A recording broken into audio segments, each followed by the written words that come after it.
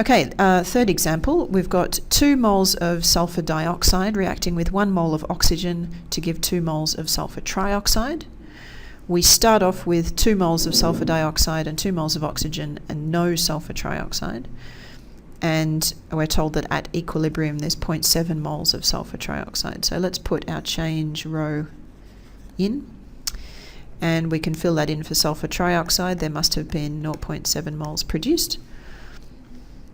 Now if we look at sulfur dioxide and sulfur trioxide, they're a 2:2 ratio, which is the same as a 1:1 ratio. So however much sulfur trioxide is produced, the same amount of sulfur dioxide must have been used.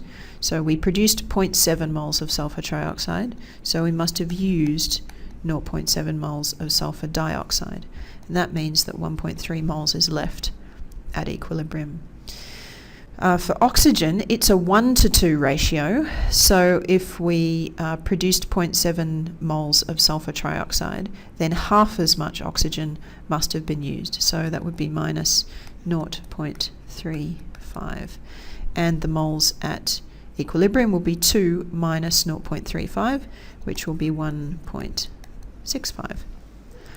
Okay, so that's how you fill in these types of equilibrium tables.